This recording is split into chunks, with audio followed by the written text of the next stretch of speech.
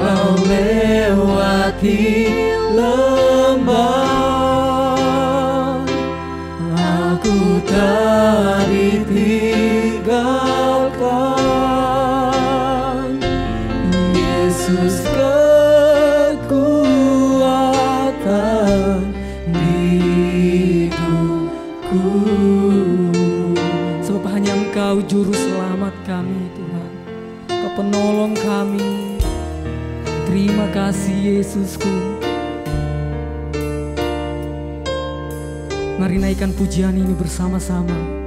Katakan hanya Engkau juru selamatku. Hanya Engkau. Amin Tuhan. Juru selamatku.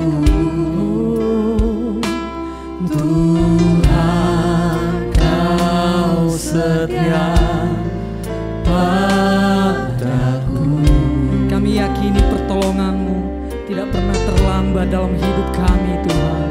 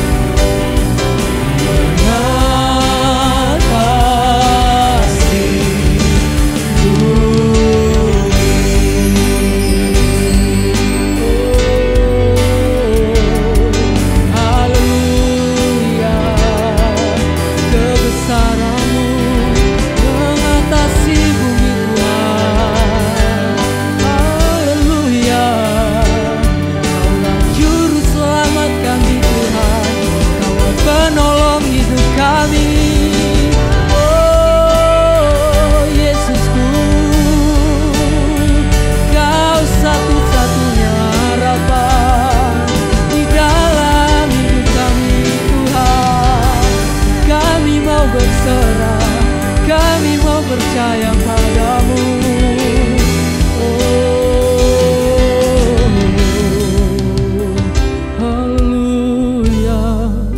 Dengan kerendahan hati kami tinggikan nama-Mu ya Tuhan.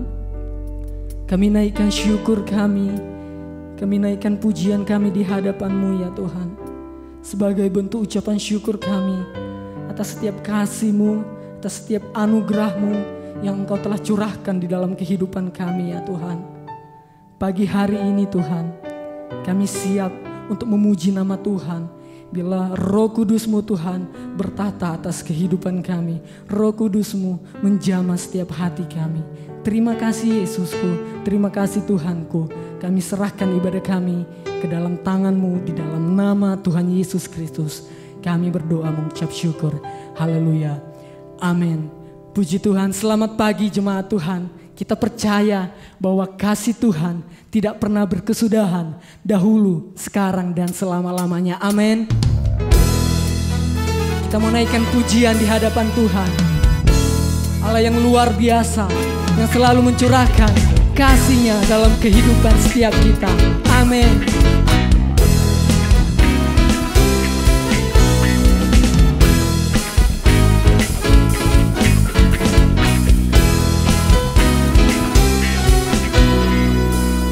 Sama-sama katakan, kasih Allah tak berkesudahan, selalu baru setiap pagi.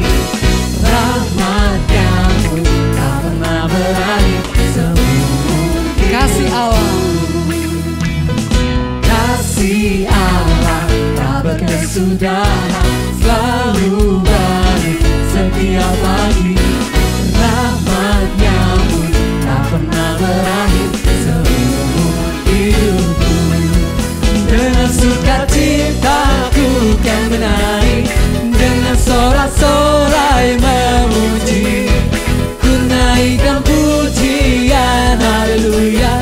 Nyanyi bagi Dia Sang Raja, nyanyi bagi Dia Sang Raja. kasih Allah,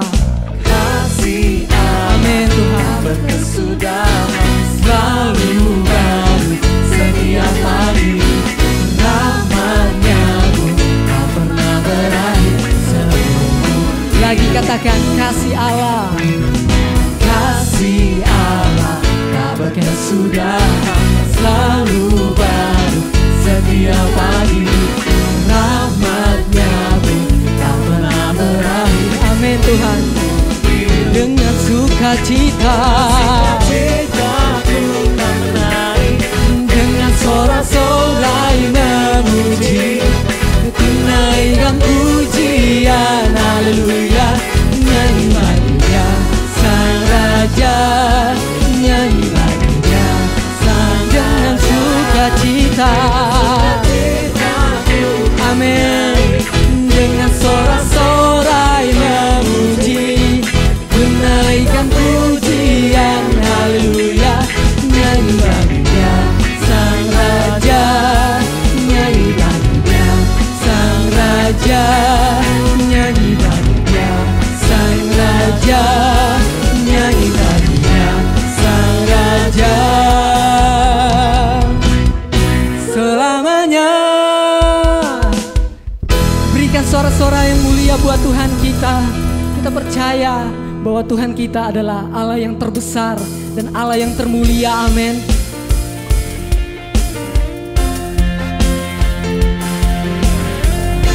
Dengan segenap hati kami mau memuji Engkau Tuhan. Dengan segenap jiwa kami mau bernyanyi untuk Raja di atas segala raja. Haleluya.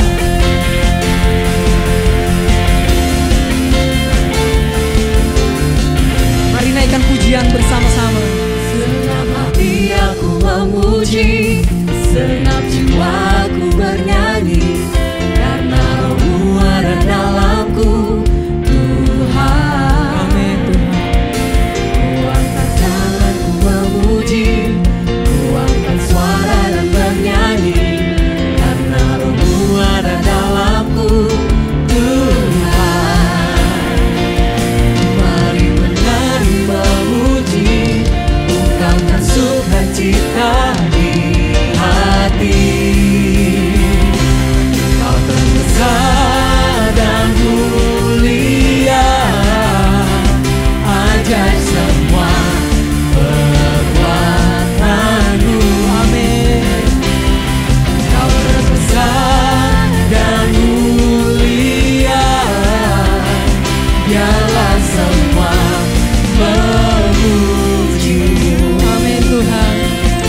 semua memuji nama-Mu.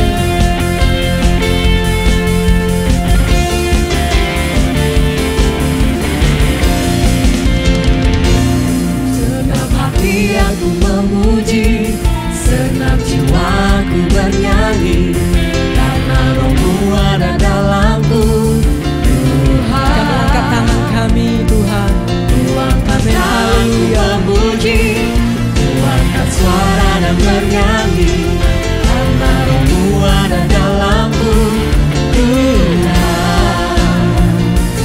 mari menari memuji, ungkapkan sukacita di hati. Kau besar dan mulia, ajaib semua perbuatanmu. Kau terbesar, Kau terbesar dan mulia, biarlah semua memuji-Mu. sebab hanya Engkau yang terbesar Tuhan. Seluruh bumi memuji nama-Mu, sebab ajaib perbuatan-Mu Yesus. Haleluya.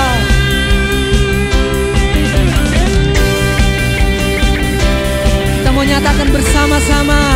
Katakan, Kau terbesar dan mulia, ajaib semua perbuatanmu. Kau terbesar dan mulia, biarlah semua memuji-Mu. Kau terbesar, Kau terbesar dan mulia, ajaib semua perbuatanmu. amin.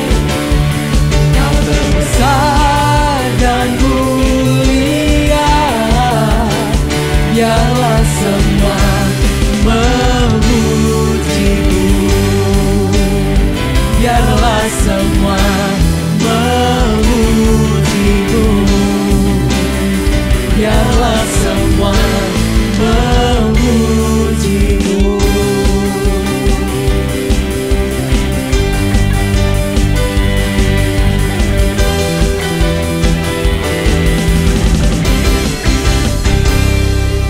Terima kasih Tuhan. Terima kasih Yesus, bahwa hanya Engkau Bapa yang setia dalam kehidupan kami Tuhan. Kami siapkan hati kami. Kami percaya firman-Mu mengubah hidup kami. Firman-Mu memberi kekuatan dalam kehidupan kami ya Tuhan. Haleluya Yesus. Bapa, Kau setia. Bapa, Kau mulia. Tenanglah jiwaku, aman bersama-Mu. Amin. Lebih dari harta, Kaulah segalanya.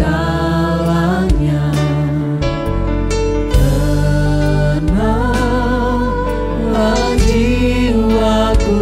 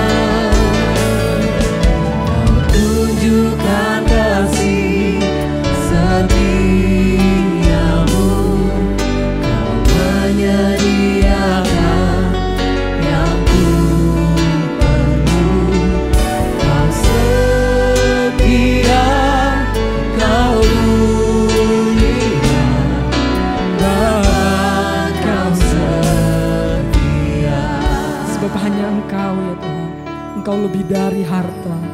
Haleluya Yesusku. Lebih dari harta. Lebih dari harta. Kaulah segalanya. Kenalah jiwaku dalam hadirat-Mu. Kau tunjukkan kasih setiamu. Kau menyediakan yang ku perlu. Kau setia, Kau mulia, dulu, sekarang, dan selamanya. Kau tunjukkan kasih setiamu.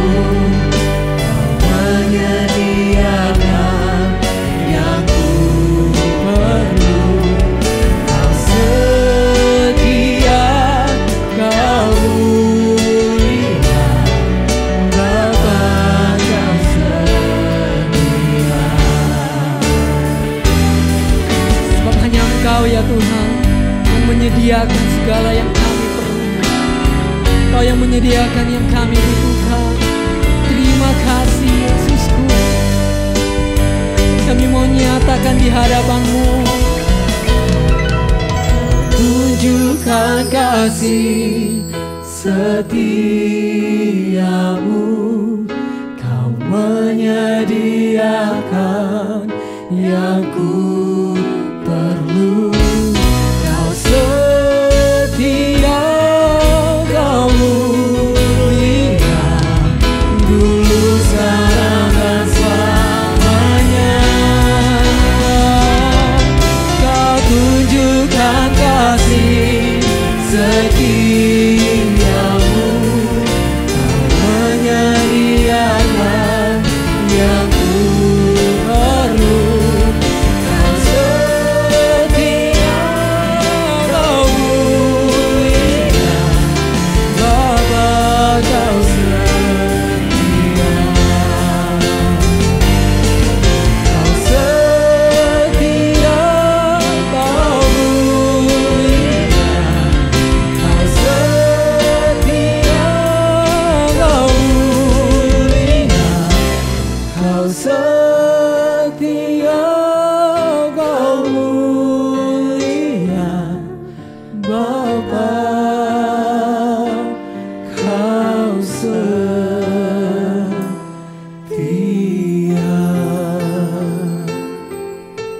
Engkau Bapa yang setia Tuhan. Engkau Bapa yang tidak pernah meninggalkan kehidupan kami. Terima kasih ya Tuhan. Biarlah firman-Mu bekerja dalam hidup kami. Kami serahkan hati kami serahkan pikiran kami, dan kami serahkan seluruh kehidupan kami. Dalam nama Tuhan Yesus Kristus kami berdoa dan mengucap syukur. Haleluya. Amin. Shalom. Pada masa kini kita hidup di tengah-tengah masa, di tengah-tengah dunia, di mana di dalam berbagai aspek kehidupan kita disuguhkan berbagai hal, berbagai instrumen, dan berbagai fasilitas serta teknologi modern yang akan memudahkan dan bahkan membuat hidup kita menjadi lebih nyaman dalam kita menjalani hari-hari kita. Dan perkembangan ilmu pengetahuan serta inovasi teknologi yang terbaru ini bukan hanya menyumbang kenyamanan bagi kita, namun sebagaimana lumrahnya dalam berbagai aspek kehidupan, selalu ada dua sisi dari segala sesuatu. Ada korelasi antara situasi dan kondisi secara eksternal dan internal di dalam diri kita. Dan pagi ini kita akan melihat bagaimana tantangan-tantangan situasi dan kondisi secara eksternal yang ada di luar, baik itu tantangan kelimpahan maupun itu tantangan kekurangan, bagaimana kita menanganinya, bagaimana kita meresponinya secara internal itu akan mempengaruhi bukan hanya kondisi emosional kita semata, namun bahkan perjalanan spiritual kita bersama dengan Tuhan. Kalau kita melihat salah satu contoh di sini, saya mengutip sebuah kemajuan yang terjadi di Eropa, namun pada saat yang sama kemajuan-kemajuan yang terjadi secara eksternal itu justru memperlihatkan adanya kemunduran secara spiritual. Sehingga ketika seseorang mencoba untuk menapaki jalan kesetiaan itu dalam langkah-langkah seperti apa? Saya mengutip sebuah riset yang dipublikasikan tahun lalu, tanggal 19 Oktober 2020 dari European Academy on Religion and Society. Dalam riset yang dilakukan oleh lembaga ini, European Academy on Religion and Society, di situ menampilkan kondisi, ini baru hasil riset tahun lalu, kondisi berbagai negara di Eropa. Saya mengutip sebagian saja. Salah satunya di sini misalnya terkait dengan Irlandia, salah satu negara di Eropa yang terkenal sangat religius di masa lalu, di mana dalam survei itu, survei yang dilakukan pada tahun 1972,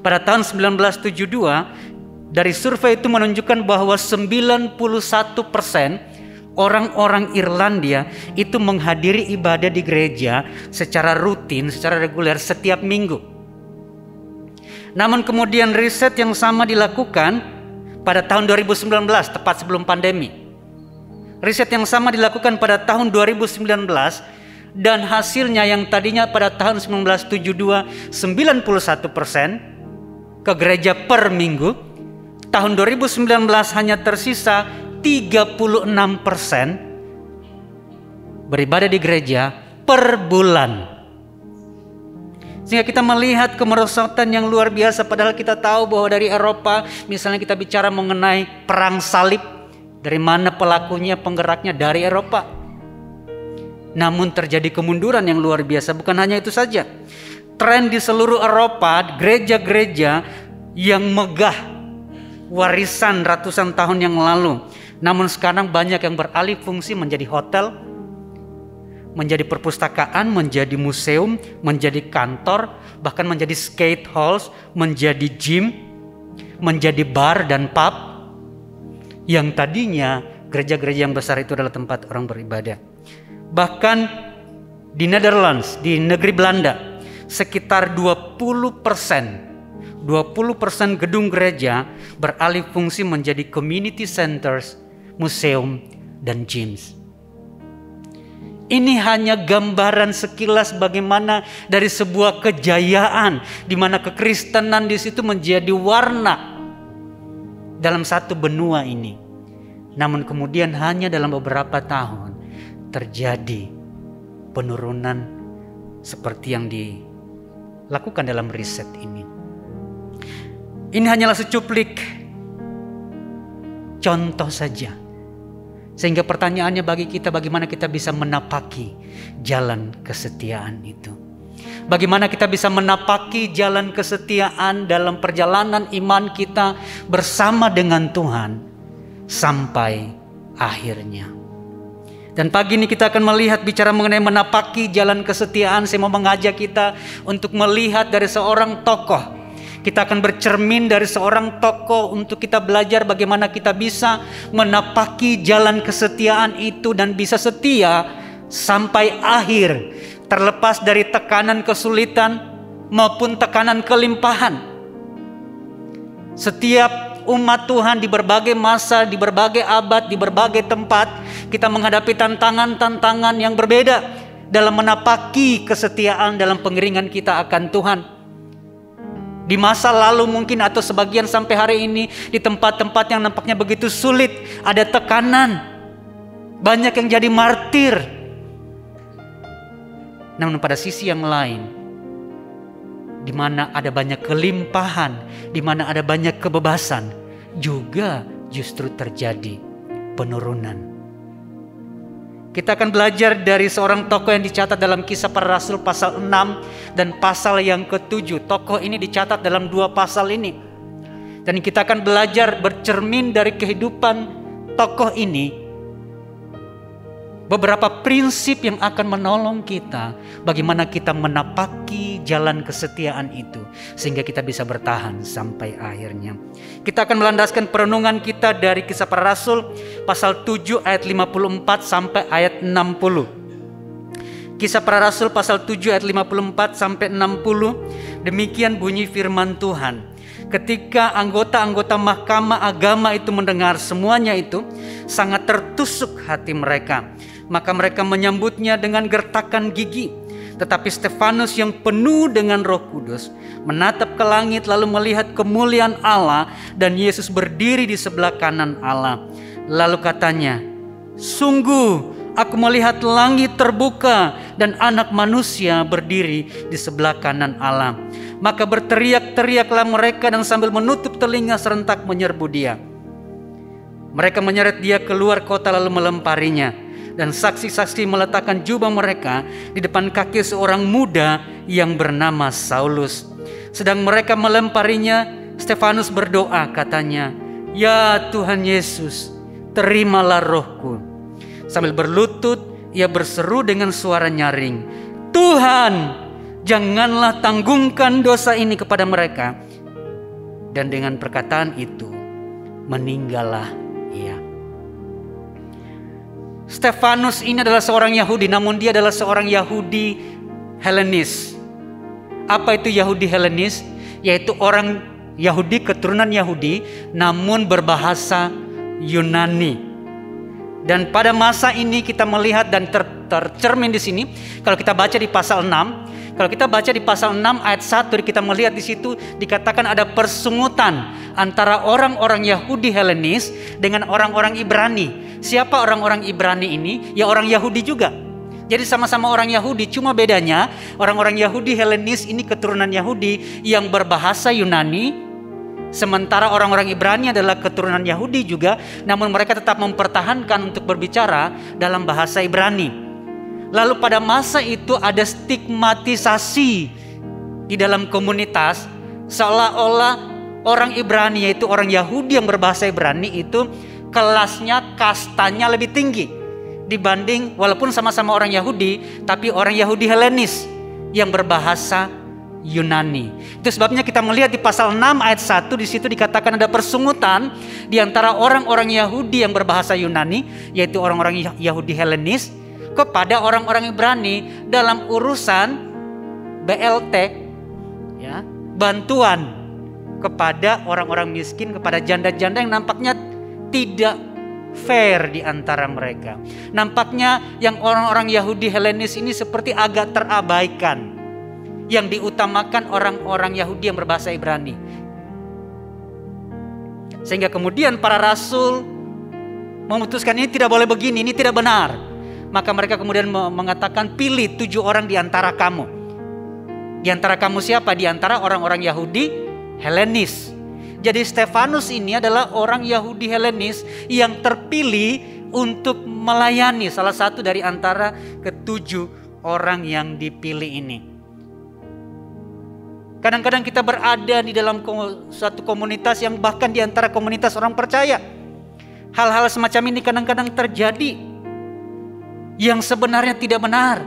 Kalau kita membaca dalam 2 Korintus, di situ dalam 2 Korintus 11 ayat 22, Rasul Paulus perlu menegaskan hal ini karena rupanya dipertanyakan.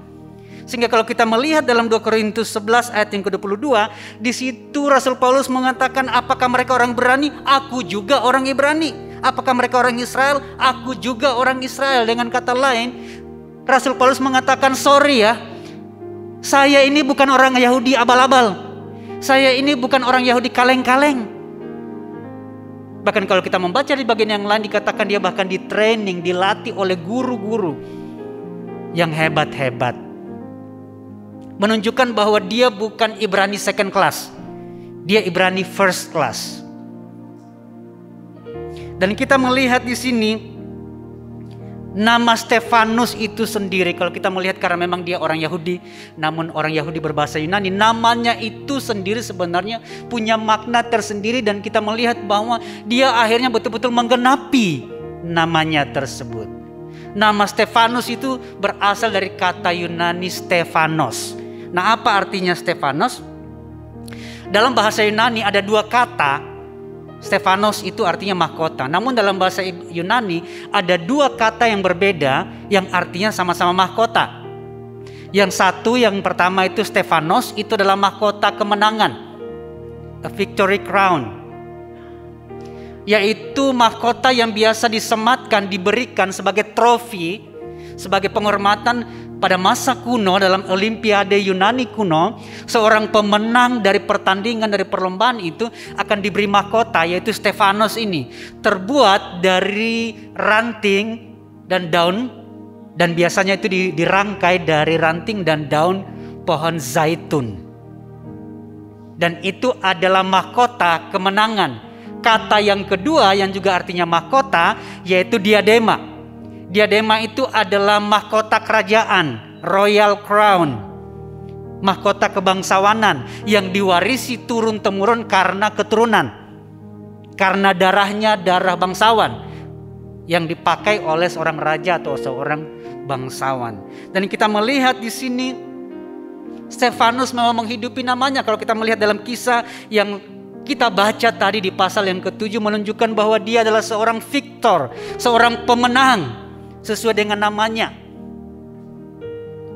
Nah, kita melihat di sini dalam catatan pasal 6 dan pasal 7 dari Kisah Para Rasul, kita melihat di sini bahwa Stefanus ini dikenal karena imannya. Dan dia dikenal, kalau kita melihat sejarah gereja mula-mula, catatan dalam Kisah Para Rasul, Stefanus ini merupakan tokoh pertama di luar para rasul. Selain para rasul, Stefanus adalah tokoh pertama yang melakukan pelayanan mujizat dan tanda-tanda heran dalam pelayanannya selain para rasul. Dengan kata lain, orang awam yang dipakai oleh Tuhan dalam pelayanannya melakukan tanda-tanda mujizat. Dalam catatan Perjanjian Baru, Stefanus ini orang pertama. Kita bisa lihat itu di pasal 6 ayat yang ke-8. Dan kita melihat bukan hanya itu saja, kematiannya, catatan kematian yang kita baca tadi di pasal 7, ini merupakan satu tonggak penting dalam sejarah gereja mula-mula dan dalam sejarah gereja secara umum. Karena kematian Stefanus itu merupakan titik balik, titik yang penting, titik yang krusial dalam perjalanan sejarah gereja. Kalau kita melihat bukan hanya kematiannya itu menjadi titik yang penting, namun pada saat yang sama karena setelah kematiannya kemudian ada penganiayaan terjadi, lalu kemudian akhirnya orang Kristen mula-mula yang hanya ngumpul saja di Yerusalem, padahal Tuhan Yesus sebelum terangkat ke surga mengatakan supaya mereka pergi ke seluruh dunia mengabarkan Injil. Bukan hanya itu saja, kalau kita melihat juga pada bagian dalam catatan yang kita baca tadi, kematian Stefanus ini juga menjadi panggung hadirnya seorang tokoh yang memang pada mulanya dia adalah seorang penganiaya gereja. Mula-mula ditakuti musuh gereja mula-mula, yaitu Saulus. Dan di sini pertama kali dia nampak di panggung, yaitu pada saat kematian Stefanus, di mana dikatakan ada catatan di situ bahwa orang-orang yang merajam Stefanus, mereka meletakkan jubah mereka di kaki seorang muda yang bernama Saulus. Namun kita tahu bahwa tokoh ini kemudian mengalami proses dalam perjalanan imannya, yang tadinya begitu bersemangat mempertahankan, membela iman keyahudiannya. Namun kita melihat kemudian dia menjadi tokoh penting dalam sepanjang sejarah gereja. Karena kurang lebih sepertiga dari kitab-kitab Perjanjian Baru yang kita miliki pada hari ini ditulis oleh Saulus yang telah berubah namanya menjadi Paulus. Dari sini kita melihat bagaimana perjalanan kesetiaan Stefanus sampai akhir punya dampak yang besar. Bukan hanya kepada perjalanan sejarah gereja mula-mula, namun juga dalam kehidupan seorang tokoh yang akhirnya dipakai oleh Tuhan, yang juga menjadi tokoh penting dalam sejarah kekristenan. Dan kalau bicara mengenai kesetiaan, ada begitu banyak rujukan-rujukan, catatan-catatan dalam Alkitab kita yang menekankan mengenai hal ini. Saya mengutip dua saja, misalnya dalam Matius 25 ayat 21, dalam perumpamaan mengenai talenta, di situ dikatakan mengenai apa? Hamba yang baik dan setia. Lalu kemudian kita melihat dalam 1 Korintus pasal 4 ayat yang kedua. Di situ dikatakan yang akhirnya dituntut dari pelayan-pelayan demikian ialah bahwa mereka ternyata dapat dipercayai. Dalam 1 Korintus 4 ayat yang kedua, ketika di situ dikatakan yang dituntut dari pelayan-pelayan itu adalah mereka ternyata dapat dipercayai. Kata dipercayai itu sendiri juga bisa memiliki arti yang setia. Itu diterjemahkan dari kata pistos dalam bahasa Yunani. Pistos itu bisa berarti dapat dipercaya, trustworthy, namun juga memiliki arti faithful, setia. Sehingga kita bisa memahami ayat ini, bisa melihat ayat ini bahwa yang dituntut dari pelayan-pelayan yang demikian ialah bukan hanya trustworthy, tapi juga di balik itu juga yaitu faithful, setia. Nah, pertanyaannya bagaimana kesetiaan Stefanus itu bisa begitu kokoh? Di atas landasan apakah kesetiaan Stefanus itu dibangun? Fondasinya apa kesetiaannya itu terbangun sampai dia bertahan sampai akhirnya? Kalau kita melihat dalam catatan Kisah Para Rasul pasal 6 dan pasal 7, dalam dua pasal ini kita menemukan rahasianya dan sering kali muncul dalam satu kata, yaitu kata penuh. Kalau kita lihat, kalau kita baca secara keseluruhan pasal 6 dan pasal 7, ada satu kata yang berulang kali muncul di situ ketika mendeskripsikan mengenai Stefanus, yaitu kata penuh. Nah, kita akan melihat ada 3 deskripsi kepenuhan yang ada dalam diri Stefanus yang saya melihat dari catatan-catatan ini menjadi fondasi penting untuk bangunan kesetiaan. Menjadi dasar untuk bisa menapaki jalan yang tidak mudah, namun tetap berjalan dalam kesetiaan. Mari kita melihat 3 jenis kepenuhan yang dicatat dalam pasal 6 dan 7 dari Kisah Para Rasul ini mengenai Stefanus, yang akan menjadi cermin bagi kita pada saat ini. Yang pertama, di situ dikatakan bahwa dia penuh Roh Kudus. Kalau kita membaca dalam pasal 6 ayat 3, ayat 5, lalu kemudian diulangi dalam pasal 7 ayat 55. Kembali 3 kali ditegaskan di dalam 2 pasal ini bahwa Stefanus itu penuh dengan Roh Kudus. Ketika umat Tuhan dipenuhi Roh Kudus, maka kita akan dimampukan untuk mengenal kebenaran yang sesungguhnya. Amin. Ketika kita dipenuhi Roh Kudus, kita bisa memilah, menilai, menyaring kebenaran yang sesungguhnya. Saya teringat sebuah lagu lama yang mungkin sudah agak jarang dilantunkan di gereja-gereja, namun merefleksikan akan kebenaran ini. Peganglah tanganku Roh Kudus setiap hari, ku tak dapat jalan sendiri tanpa Roh-Mu. Selanjutnya apa? Bawalah diriku kepada segala kebenaran. Hari ini kita hidup di tengah-tengah masa, di tengah-tengah situasi dan kondisi di mana ada banyak tawaran kebenaran-kebenaran di sekeliling kita. Hanya ketika kita dipenuhi Roh Kudus, kita bisa melihat kebenaran yang sesungguhnya dan yang kelihatan sebagai kebenaran, namun bukan kebenaran yang sesungguhnya. Hanya Roh Kudus yang akan memampukan kita untuk menilai dan melihat. Dan kalau bicara mengenai kebenaran di sini, kalau kita melihat apa yang kita perlu sadari dan pahami, kalau kita bicara mengenai Roh Kudus akan menuntun kita pada kebenaran. Yang pertama tentu saja berbicara mengenai kebenaran dalam kaitannya dengan firman-Nya. Kebenaran dalam kaitan dengan firman Tuhan, di mana Roh Kudus akan menolong kita, akan membuat kita memahami dan mengerti kebenaran yang kita baca dan kebenaran firman Tuhan yang kita dengar. Sehingga kita bisa menyaring, bahkan di balik mimbar sekalipun kita bisa menyaring apakah khotbah-khotbah itu adalah semata-mata ungkapan hikmat manusiawi semata-mata, ataukah itu kebenaran Allah yang sesungguhnya. Menjadi umat Tuhan, izinkan Roh Kudus menuntun kita untuk menilai kebenaran-kebenaran, bahkan kebenaran yang nampaknya disampaikan dari balik mimbar sekalipun. Apakah itu benar kebenaran Allah atau itu hanyalah kefasihan lidah manusia semata?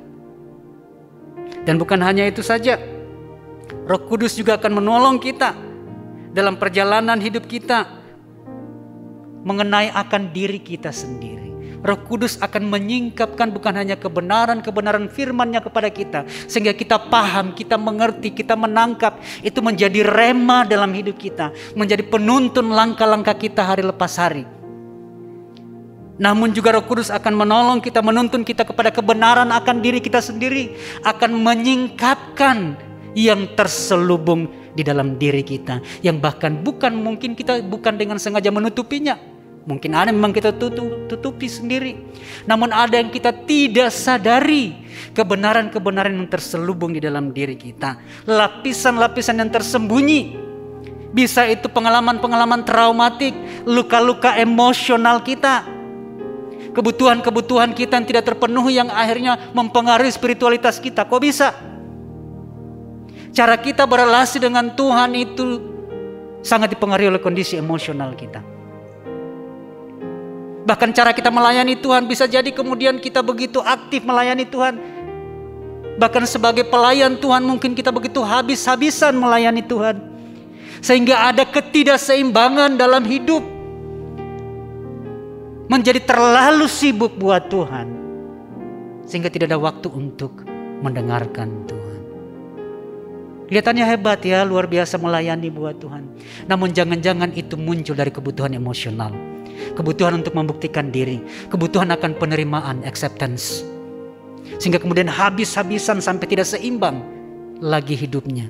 Habis-habisan buat melayani Tuhan. Namun sebenarnya muncul yang kelihatannya karena mengasihi Tuhan. Namun sebenarnya bisa jadi itu mengalir keluar dari kebutuhan emosional, butuh akan pengakuan, butuh akan penerimaan. Karena kondisi emosional di dalam diri. Bedanya memang sangat kabur dan tipis antara mengasihi Tuhan dengan kebutuhan emosional karena luka-luka emosional kita.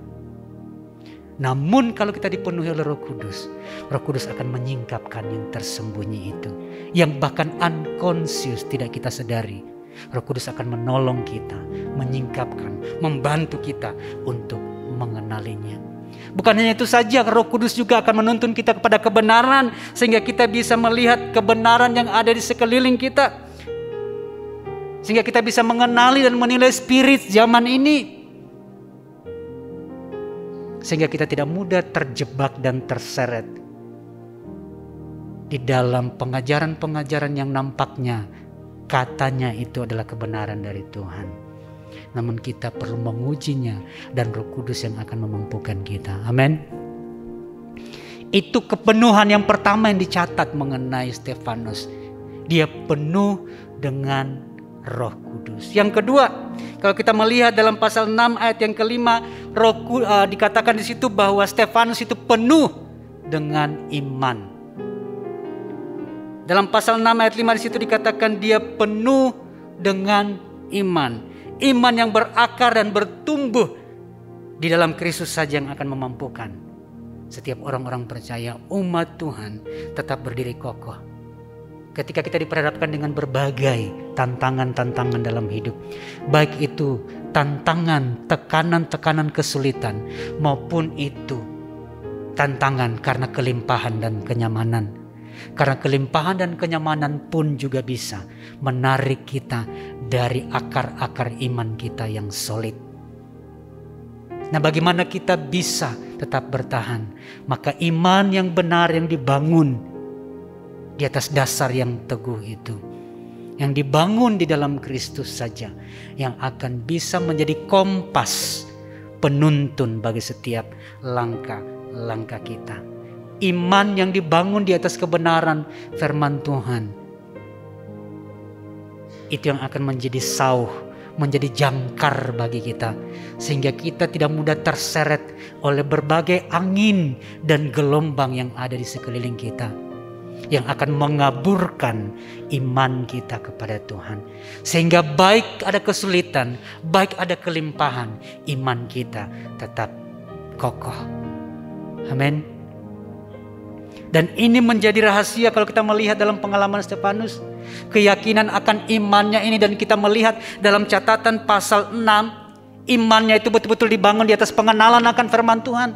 Makanya dikatakan kalau kita baca, nanti bisa waktu pulang bisa baca dengan detail pasal 6.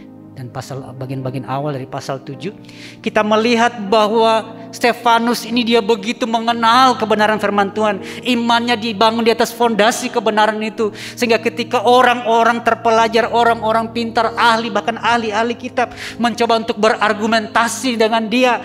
Dan Stefanus bisa mematahkan argumentasi-argumentasi mereka. Dia bahkan bisa menjabarkan dari catatan-catatan perjanjian lama hingga perwujudannya di dalam Kristus. Sampai dikatakan dalam pembacaan kita tadi, sakit telinga para ahli-ahli agama itu mendengar bagaimana Stefanus menjabarkan kebenaran itu. Landasan imannya mengapa dia beriman kepada Yesus.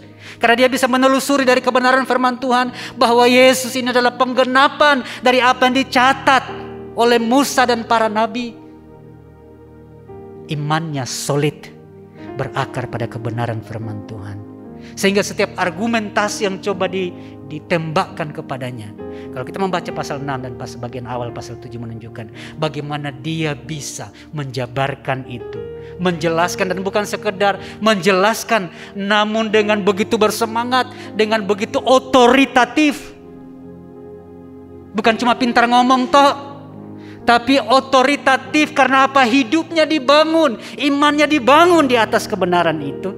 Sehingga dia bukan hanya tahu dan bisa berargumentasi, bisa berdialog dengan otoritatif, tapi karena hidupnya sendiri memang betul-betul bertumbuh di atas kebenaran itu. Imannya dibangun di atas kebenaran itu. Sehingga kita melihat bahkan orang-orang ini tidak mampu untuk menyamai hikmatnya dalam menjabarkan kebenaran firman Tuhan.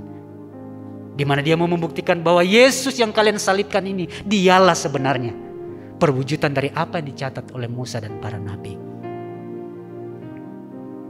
Imannya solid karena dibangun di atas kebenaran. Dan itu menjadi dasar, fondasi untuk bertahan, menapaki jalan kesetiaan sampai akhir. Lalu kemudian kita melihat bentuk kepenuhan yang ketiga. Bentuk kepenuhan yang ketiga yang dicatat dalam kisah para rasul mengenai Stefanus, yaitu dalam pasal 6 ayat ke-8 dikatakan di situ dia penuh kasih karunia atau penuh dengan anugerah dan kuasa. Stefanus penuh dengan kasih karunia atau dia penuh dengan anugerah dan kuasa. Di sini kita melihat dalam Alkitab kita, terjemahan Lembaga Alkitab Indonesia, Alkitab terjemahan Indonesia menerjemahkannya karunia dan kuasa. Dia penuh dengan karunia dan kuasa. Namun kalau kita perhatikan sebenarnya kata karunia di sini itu diterjemahkan. Kadang-kadang kalau kita dengar kata karunia kan kita bicara mengenai talenta, betul? Skill, keterampilan. Oh, karunianya apa? Main musik. Karunianya apa? Memimpin pujian. Kadang-kadang yang terpikir kalau kita bicara karunia kan itu skill, talenta, keterampilan. Namun sebenarnya kalau kita melihat di sini, karunia yang dimaksud di sini, kata karunia dan kuasa dalam terjemahan kita, di situ sebenarnya kata karunia itu diterjemahkan dari satu kata dalam bahasa Yunani, yaitu kata charis. Kata charis ini itu berarti kasih karunia, perkenanan, grace. Jadi bukan skill, tapi bicara mengenai grace, favor, perkenanan Tuhan. Sehingga di sini kita melihat bahwa Stefanus adalah orang, kalau kita mau terjemahkan dengan makna ini, Stefanus adalah orang yang penuh dengan anugerah Tuhan. Stefanus adalah orang yang diperkenankan Tuhan. Itu yang kita lihat di sini. Sehingga dalam teks ini kita melihat bagaimana sebagai pengikut Kristus, perkenanan Tuhan, kasih karunia Tuhan itu menjadi dasar bagi kita untuk kita bisa berjalan dalam kesetiaan, bukan karena kekuatan kita sendiri. Amin.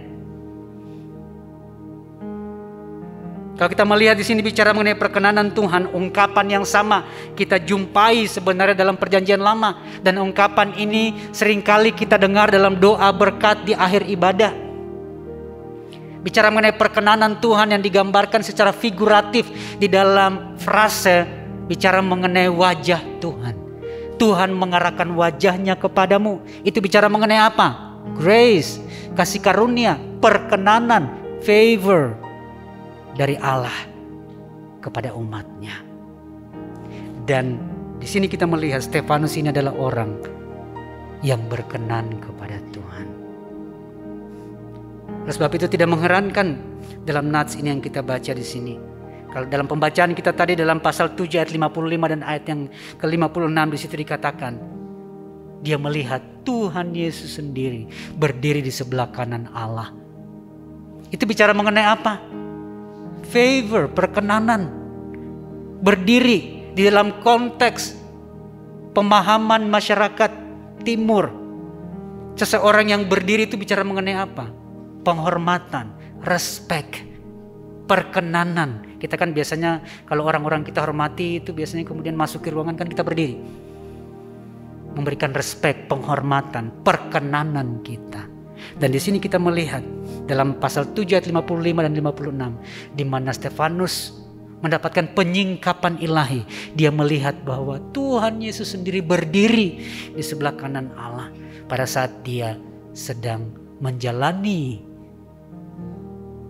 proses perajaman, penganiayaan. Ada perkenanan Tuhan. Dan bukan hanya itu saja, dalam pasal 6 ayat yang ke-8 ini bukan hanya bicara mengenai dia penuh dengan perkenanan Tuhan, namun bagian selanjutnya di situ juga dia penuh dengan kuasa. Dia bukan hanya pribadi yang diperkenankan Tuhan, menerima kasih karunia Tuhan, anugerah Tuhan, berkenan kepada Tuhan, namun juga ada otoritas di situ. Dia penuh kuasa, dinamis, bicara mengenai power, otoritas ilahi ada di atasnya. Ketika Tuhan berkenan atas hidup kita, ada kuasa yang menyertai kita. Amin. Sehingga dalam apapun yang kita kerjakan, dalam apapun yang kita lakukan, ada perkenanan Tuhan dan ada otoritas ilahi yang menyertai di situ. Sehingga orang-orang di sekeliling kita bisa melihat, bisa merasakan. Bahkan dalam perbincangan-perbincangan sederhana kita, mereka bisa merasakan ada otoritas ilahi di dalam kata-kata kita. Amin. Karena ada perkenanan Tuhan dalam kehidupan kita. Di sini kita melihat Rasul Lukas mencatat dalam Kisah Para Rasul ini, dia mendeskripsikan bahwa perwujudan dari kesetiaan Stefanus yang teruji dan terbukti itu terlihat juga melalui responnya ketika berhadapan dengan kematian. Ujian final dari kesetiaan Stefanus itu tergambarkan, dijelaskan oleh Lukas di sini, dan itu sebenarnya menggemakan catatan yang sama dalam Injil Lukas. Dan di sini kita melihat Lukas menampilkan itu dalam gambaran yang mirip. Kalau kita membaca dalam Lukas 23, 34 dan ayat 46, di situ ketika Lukas menggambarkan mengenai pengalaman Tuhan Yesus ketika berhadapan dengan kematian di salib. Kita melihat gambaran yang sama ditampilkan oleh Rasul Lukas, karena Kisah Para Rasul ini ditulis oleh Lukas.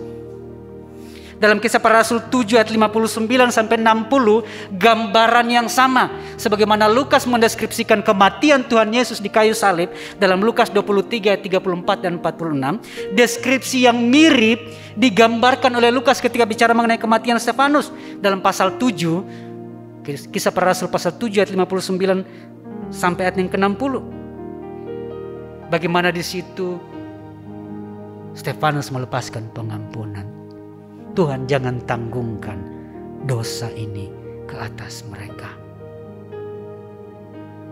Berjalan mengikuti Tuhan di dalam kesetiaan, bahkan sampai matinya pun melepaskan pengampunan seperti yang Tuhan Yesus lakukan di kayu salib. Catatan Alkitab mengenai kepenuhan dalam diri Stefanus ini bukanlah semata-mata sebuah letupan ekspresi dari perasaan emosional yang kuat. Kalau kita melihat catatan-catatan yang dinyatakan di sini mengenai Stefanus, itu bukan sekedar ekspresi emosional yang impulsif, yang meletup-letup saja, namun sesungguhnya itu merupakan refleksi dari respon akan seluruh keberadaan hidupnya, being-nya. Itu bukan sekedar letupan emosional yang impulsif, tapi itu sebenarnya refleksi dari keberadaan hidup yang sesungguhnya. The whole being, seluruh keberadaannya itu terintegrasi, yang akhirnya terlihat melalui catatan-catatan yang telah kita lihat tadi. Sehingga kita melihat di sini ada kombinasi antara karya ilahi dan juga respon manusiawi. Ada kerjasama di situ. Stefanus menyerahkan dirinya. Dia belajar. Karena kan pengetahuannya akan firman itu tidak jatuh dari langit. Dia tentu mengambil waktu, mendisiplin dirinya belajar akan firman Tuhan. Dari situ kemudian imannya bertumbuh dan dia seperti yang sudah kita lihat tadi 3 kepenuhan yang dialaminya. Namun di situ juga ada aspek ilahi, di mana ada perkenanan Tuhan, di mana Roh Kudus memenuhi dia. Menapaki jalan kesetiaan itu bukan hanya bagian sang ilahi saja, namun perlu kerjasama. Ada bagian kita yang kita perlu kerjakan. Amin. Ada tanggung jawab kita yang perlu kita kerjakan, dan kekuatan otoritas ilahi, perkenanan ilahi akan menyertai kita. Kadang-kadang kita cenderung mau enaknya sendiri. Suruh Roh Kudus yang kerja, suruh Roh Kudus yang bertindak, tapi kita tidak lakukan bagian kita. Belajar menggali kebenaran sehingga pemahaman kita bisa diterangi. Lah Roh Kudus mau terangi apa kalau kita sendiri gak baca Alkitab? Gak mempelajari kebenaran, apa yang mau diterangi oleh Roh Kudus? Kalau kita sendiri memang tidak membaca kebenaran firman itu. Mencoba untuk memahami, belajar. Melibatkan peran ilahi dan manusiawi untuk kita mampu berjalan menapaki jalan kesetiaan sampai akhir. Hanya dengan demikian, hanya dengan ketika kita penuh dengan Roh Kudus, penuh dengan iman dan perkenanan Tuhan ada, maka kita akan dimampukan menjadi setia. Amin. Saya ulangi, hanya ketika kita penuh dengan Roh Kudus, penuh dengan iman dan perkenanan Tuhan ada di atas kita, maka kita akan dimampukan untuk menjadi setia. Perhatikan, kita dimampukan menjadi setia. Setia itu bukan karena usaha kita sendiri. Karena kalau tidak kita akan membanggakan diri kita. Oh, saya berhasil setia, saya mampu setia. No. Kita lakukan bagian kita dan Roh Kudus akan memampukan kita untuk bertahan menapaki jalan kesetiaan. Setia dalam pengiringan kita kepada Tuhan, setia dalam pelayanan kita kepada Tuhan, sehingga semua terintegrasi seperti Stefanus, the whole being, seluruh keberadaan kita, pengetahuan kita akan kebenaran, hati kita, emosi kita, diri kita dipenuhi dengan Roh Kudus, perkenanan Tuhan, anugerahnya, dan ada otoritas kuasa ilahi yang menyertai kita karena iman kita bertumbuh di dalam kebenaran yang kita pelajari dan diterangi oleh Roh Kudus. Kiranya Tuhan menolong kita. Kita bisa menjadi pribadi-pribadi yang setia dalam berbagai bentuk relasi kita. Kesetiaan kita itu teruji bukan hanya dalam bentuk kita datang beribadah, namun kesetiaan itu juga teruji dalam semua bentuk relasi kita. Relasi kita dengan pasangan, relasi kita dengan anggota keluarga kita, relasi kita dengan orang-orang di tempat kerja kita, semua bentuk relasi kita. Kesetiaan kita itu bukan hanya bicara mengenai vertikal ke atas, tapi juga horizontal. Itu ujian yang sesungguhnya dari kesetiaan yang sejati. Bagaimana relasi kita secara vertikal dengan Tuhan, itu akan tercermin dalam relasi kita secara horizontal dengan semua orang yang ada di sekeliling kita. Dan dengan kekuatan Roh Kudus itu yang akan memampukan kita. Meresponi kebenaran firman Tuhan pagi ini, saya mau mengajak kita menyanyikan satu pujian. Selidiki aku, lihat hatiku.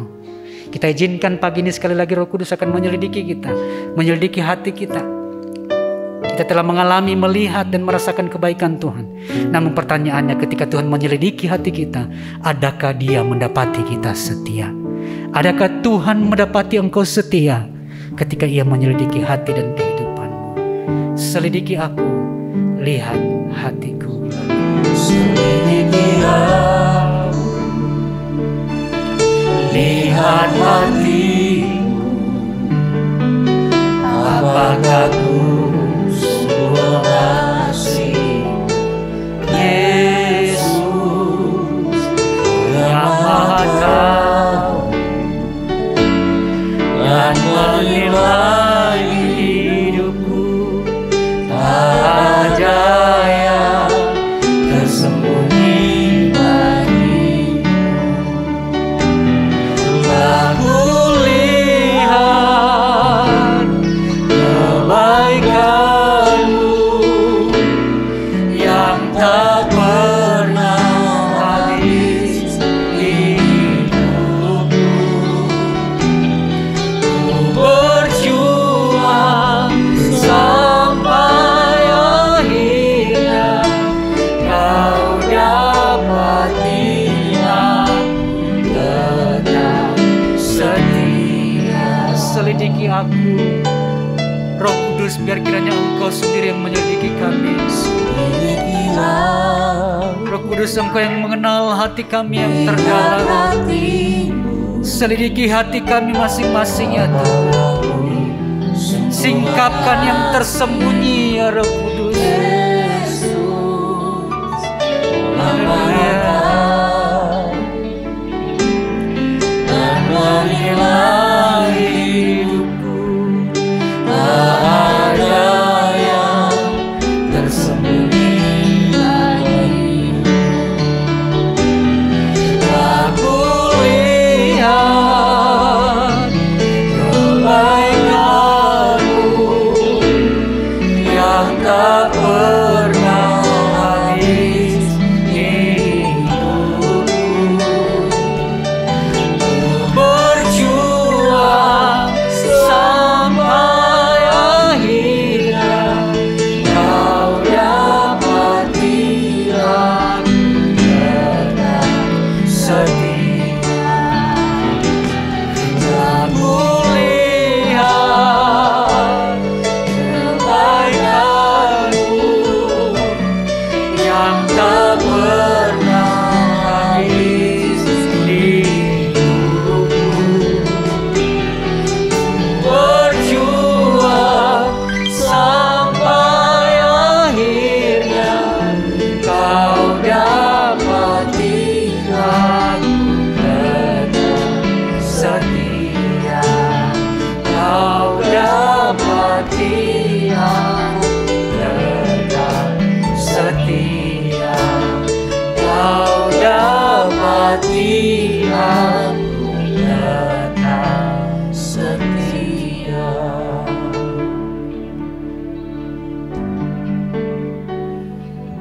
Haleluya. Hamba-Mu telah berhenti memperkatakan firman-Mu. Roh Kudus, teruslah menyelidiki hati kami, bahkan ketika kami meninggalkan ruangan ini, Engkau yang akan terus menyelidiki hati kami. Menyingkapkan yang terselubung dalam diri kami yang tidak kami sadari, yang tersembunyi atau yang sengaja kami sembunyikan. Singkapkan semuanya ya Roh Kudus. Dan biar kiranya kami mau belajar untuk melembutkan hati kami. Ketika Tuhan berbicara, ketika Roh Kudus menyingkapkan, kami mau melembutkan hati kami. Terbuka kepada Tuhan. Mengizinkan Tuhan sekali lagi mengerjakan pemulihan. Jangan ambil roh-Mu daripada kami ya Tuhan. Namun penuhilah kami, penuhilah kami, penuhilah kami. Penuhi kami dengan roh-Mu. Sehingga kami bisa dimampukan untuk berjalan dalam kesetiaan. Hanya ketika kami dipenuhi dengan roh-Mu, kami akan dimampukan. Dan bukan hanya itu saja, iman kami akan bertumbuh di dalam Engkau. Iman kami akan semakin kokoh di dalam Engkau. Sehingga Engkau akan berkenan. Perkenanan Tuhan, kasih karunia, grace and favor, itu akan tercurah dengan limpah dalam hidup kami. Hanya dengan demikian akan ada otoritas ilahi, ada kuasa, ada otoritas ilahi yang menyertai setiap langkah-langkah kami, setiap tutur kata kami. Sehingga kami dimampukan untuk setia sampai akhir. Menapaki jalan kesetiaan oleh kemurahan Tuhan dan oleh tuntunan-Mu saja ya Roh Kudus. Terpujilah Tuhan. Biar kiranya kebenaran ini yang akan menuntun langkah-langkah kami ke depannya. Roh Kudus, tolong kami lemah. Kami mudah tersandung dan gagal. Kami perlu Engkau untuk memimpin kami. Mampukan kami untuk setia seperti Stefanus sampai pada akhirnya. Demi nama Yesus, kami terima kebenaran-Mu hari ini. Haleluya. Amin.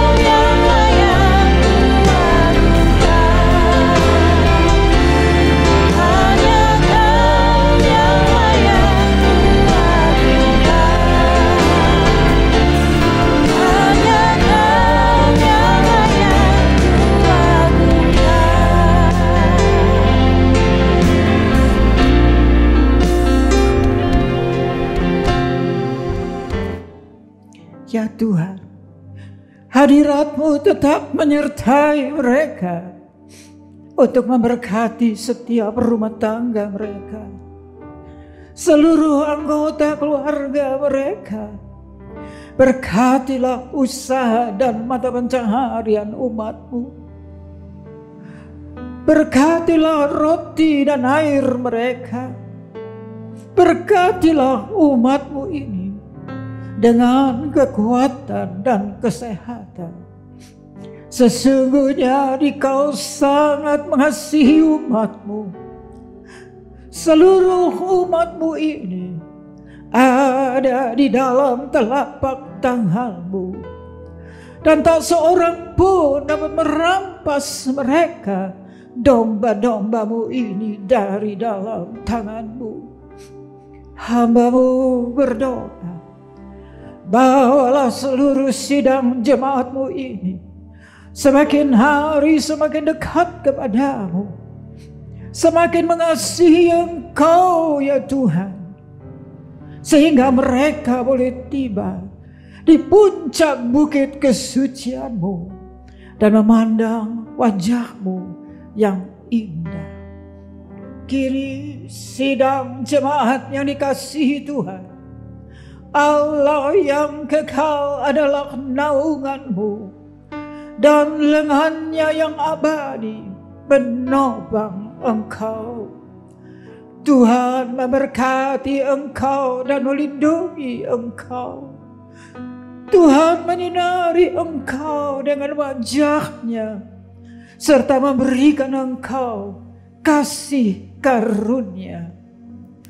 Tuhan menghadapkan wajah-Nya kepadamu dan memberikan engkau damai sejahtera di dalam berkat nama Tuhan Yesus Kristus.